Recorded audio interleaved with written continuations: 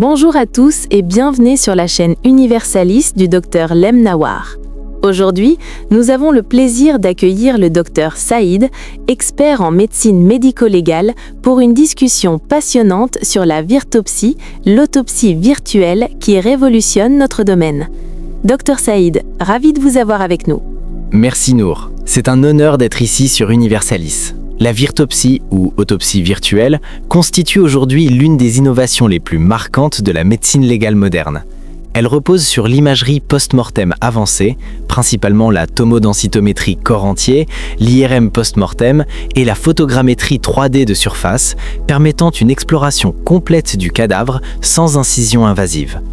Développée et structurée initialement par l'équipe de Dierhofer et Thaly à l'Université de Berne, elle vise à fournir une documentation objective, reproductible et archivable des lésions, des trajectoires balistiques et des causes de décès, tout en répondant aux contraintes éthiques, religieuses et sociétales liées à l'autopsie classique.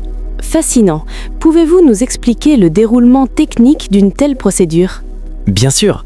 Sur le plan technique, une procédure type de virtopsie commence par un scan de surface en 3D du corps, à l'aide de systèmes de photogrammétrie ou de scanners optiques à haute résolution permettant de conserver une copie fidèle de l'aspect externe, des lésions cutanées et des particularités morphologiques.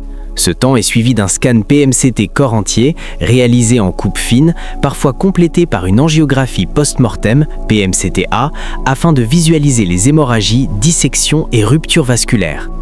Une IRM post-mortem peut ensuite être effectuée, particulièrement utile pour l'étude du cerveau, des tissus mous, des lésions ischémiques ou hémorragiques discrètes et en contexte fœtal ou néonatal, pour une approche moins invasive que l'autopsie pédiatrique classique. Les différentes modalités sont ensuite fusionnées dans des logiciels de reconstruction 3D, produisant des modèles interactifs permettant de disséquer virtuellement le corps, de suivre des trajectoires projectiles ou de mesurer précisément des distances et des angles. Quelles sont ces applications concrètes en médecine légale ? Les applications médico-légales de la virtopsie sont nombreuses et bien documentées. Elle s'est imposée comme un outil performant en traumatologie, notamment pour la détection et la cartographie des fractures du squelette, des lésions crânio-cérébrales, des traumatismes thoraciques et abdominaux, ainsi que pour l'étude détaillée des trajectoires balistiques. Dans des contextes de mort violente, d'accidents de la voie publique ou d'armes à feu, la corrélation entre les reconstructions 3D et la scène de crime offre une aide précieuse pour la reconstitution des événements.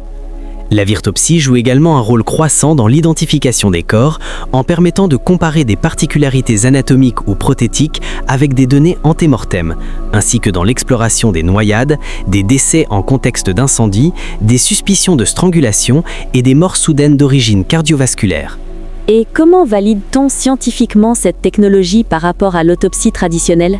La validation scientifique de la virtopsie passe par des études comparatives rigoureuses avec l'autopsie conventionnelle, considérée comme méthode de référence. Plusieurs travaux dans différents contextes, forensiques, fœtal ou néonatal, ont adopté des protocoles où chaque corps bénéficie successivement d'une virtopsie, puis d'une autopsie classique réalisée par une équipe distincte et aveugle afin de comparer les performances diagnostiques des deux approches. Ces études analysent la concordance globale sur la cause de décès, la sensibilité et la spécificité pour différentes catégories de lésions, osseuses, viscérales, vasculaires, ainsi que les taux de diagnostics additionnels apportés par l'une ou l'autre méthode. Les résultats montrent en général une très bonne performance de la virtopsie pour les fractures et les atteintes osseuses, une excellente visualisation des gaz, embolie gazeuse, emphysème, mais une moindre sensibilité pour certaines lésions parenchymateuses fines ou microscopiques qui restent du domaine privilégié de l'autopsie traditionnelle. Quelles sont les recommandations méthodologiques pour de telles études comparatives ? Sur le plan méthodologique, les études comparatives recommandent une conception prospective ou rétrospective avec un échantillon de plusieurs dizaines à quelques centaines de cas, idéalement non sélectionnés, afin de limiter les biais de recrutement. Chaque cas suit un enchaînement standardisé, examen externe, virtopsie, PMCT, plus ou moins PMCT-A, IRM selon les indications, puis autopsie classique avec recueil systématique de données sur le temps de réalisation, les coûts, les contraintes organisationnelles et l'acceptabilité par les familles. L'analyse statistique repose sur le calcul de l'accord interméthode, coefficient kappa, des courbes ROC pour certaines lésions et parfois de modèles multivariés intégrant le délai post-mortem, l'état de conservation du corps ou la présence d'artefacts. Ce cadre permet de situer précisément la place de la virtopsie comme outil complémentaire ou, dans certains contextes, comme alternative partielle à l'autopsie invasive. Quels sont les grands avantages de cette méthode ? Les avantages de la virtopsie sont multiples. Elle est non invasive, ce qui favorise son acceptation dans des contextes religieux ou culturels où la dissection est mal perçue, et elle réduit les risques biologiques pour les équipes, agents infectieux émergents, situations de pandémie. La possibilité de conserver et de partager les données brutes et les reconstructions 3D ouvre la voie à des réexamens a posteriori, à des expertises contradictoires de qualité et à la constitution de bases de données centralisées pour la recherche et l'enseignement.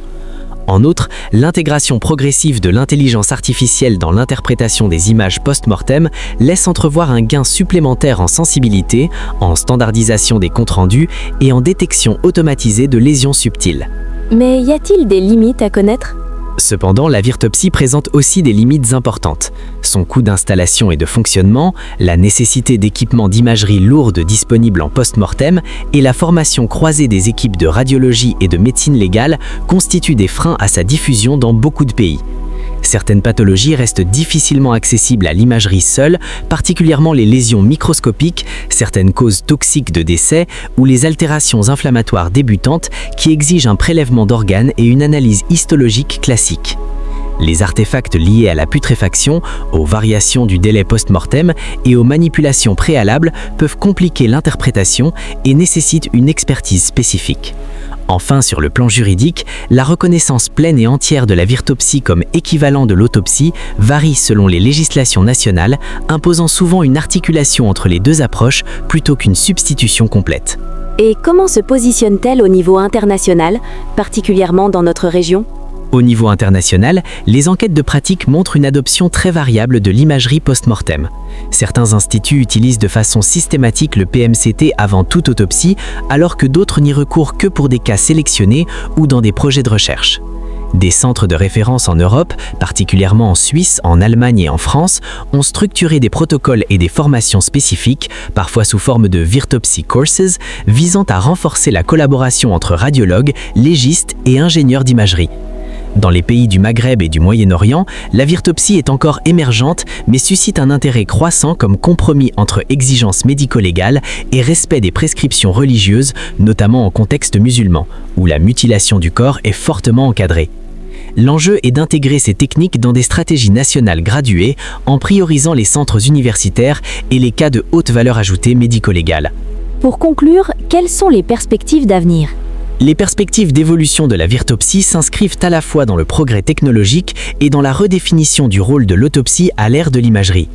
L'émergence de systèmes robotisés comme le Virtibo, combinant table d'examen, bras robotiques et scanners mobiles, préfigure des plateformes intégrées capables de gérer des séries importantes de corps, notamment en cas de catastrophe de masse.